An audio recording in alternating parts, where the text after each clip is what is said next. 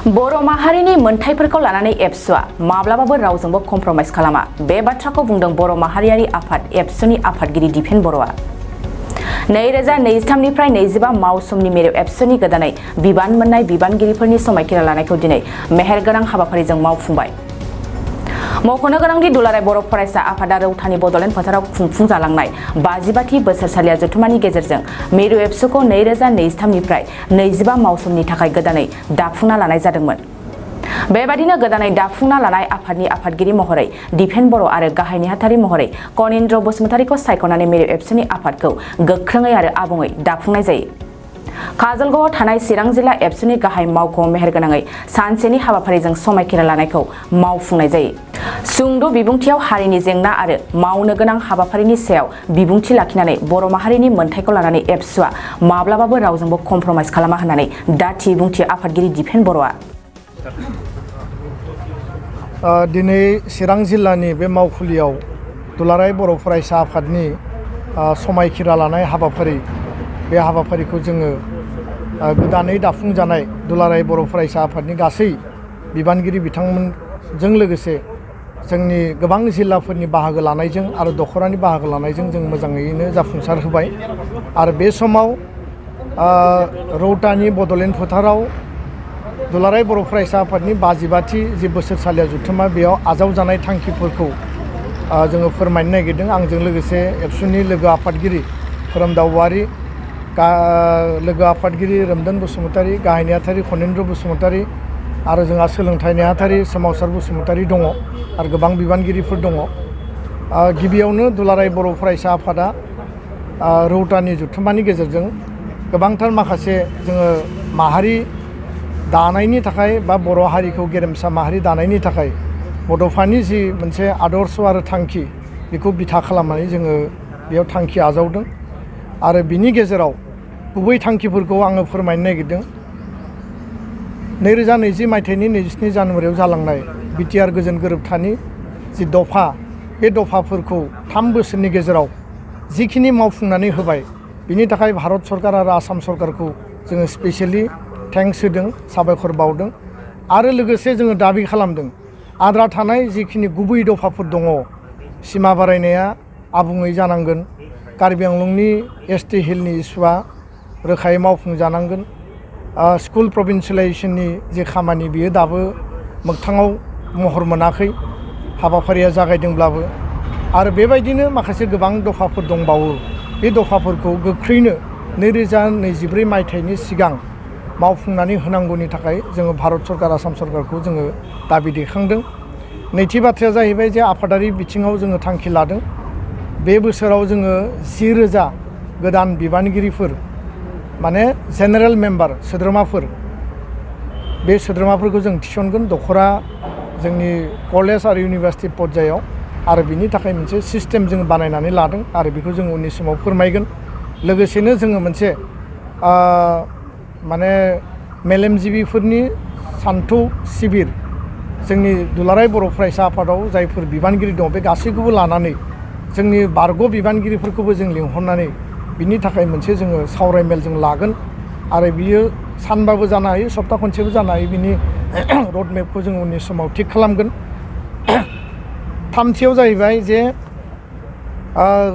Mission skill and quality education गुन गोनां सोलोंथाइनि मावथांखिनि सायाव जों गोबां हाबा मावगासिनो दङ।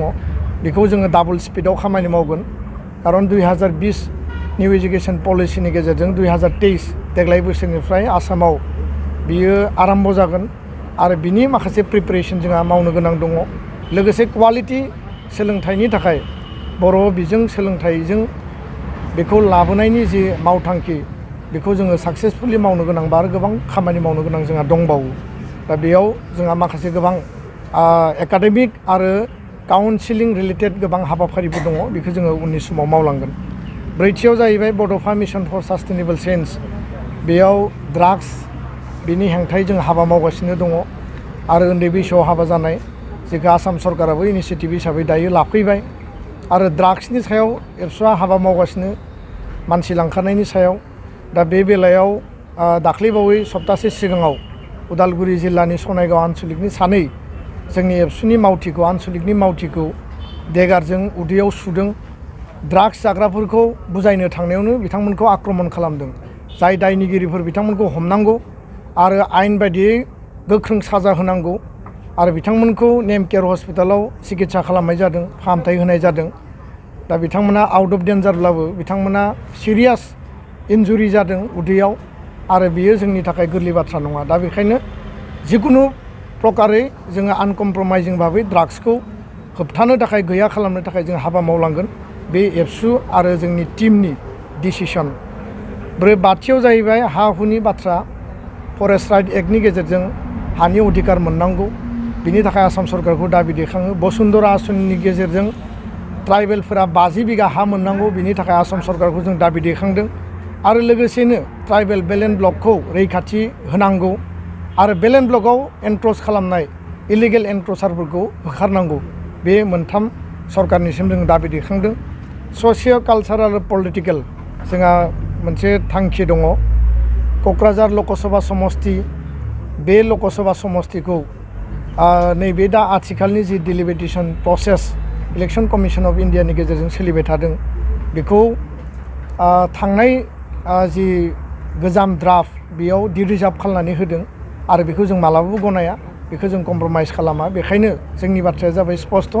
क'क्राझार लकसभा समस्तिया जेरैबायदि एसटिनि थाखाय रिजार्भ बियो बाहाल थानांगौ आरो बिनि थाखाय जोङो जि पर्यायाव थांनांगौ आयेनगत भाबै हाबा मावनांगौ आरो डेम'क्रेटिक पन्थानि लामा लानांगौ। जों बे पर्यायसिम थांनो थाखाय जोङो रेडि आरो बिनि थाखाय सरकारखौ जों अलरेडि मिथिहोनाय जाबाय आरो खावलायनाय आरो दाबिखौ जोङो लाखिदों। बेजों लोगोसे आसामनि गामसाया बा असमिया हारिनि गामसाया जेरैबायदि GI टेग रिकगनिसन स्टेटास मोनबाय, बर'नि आर'नाइ आरो गुबुन गुबुन बर'नि जिखिनि ट्रेडिसनेल दोरोङारि जिखिनि जोंनि गाननाय जोमनाय, दानाय लुनाय बा जोंनि जानाय लोंनाय माने बिथिंफोर दङ, बियो मर्यादा मोननांगोन।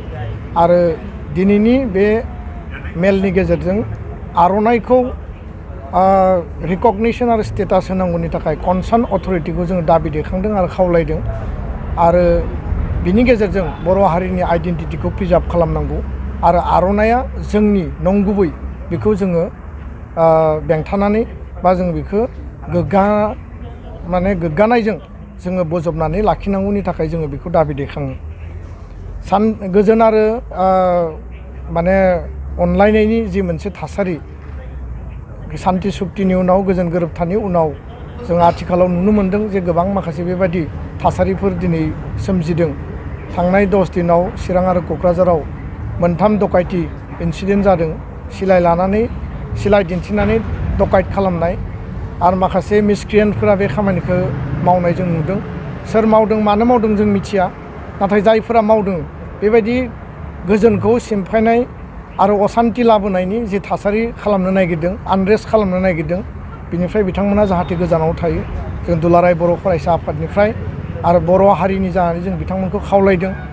आरो गुबुन फारसेथिंजाय जि मोनसे जाथाय जादों, बिनि सायाव पुलिस प्रसासना, आसाम सरकारा, नखर बिफाना स्ट्रंलि इनभेस्टिगेसन खालामनांगौ आरो बिनि सायाव बेबस्था लानांगौ आरो दायनिगिरिनि सायाव स्ट्रं माने बे मिजार लानांगौ होननानै जोङो दिनैनि बे प्रेस मिटनि गेजेरजों खावलायदों। बयनिबो जिउ आरो सम्पतिनि रैखाथि होनाया सरकारनि दायित्व, प्रसासननि दायित्व। जों मिथियो जे आसामनि पुलिस प्रसासना बिराद स्ट्रं, खिन्थु बिथांमोना दिनै मानो दुरबल जादों, मानो फेलार जादों जों बुजिनानै मोनाखै। आरो बेबायदि इनसिडेन्टआ जाहाथे रिपिटेड जाया, बिनि थाखाय जोङो सरकारखौ दाबि खालामदों।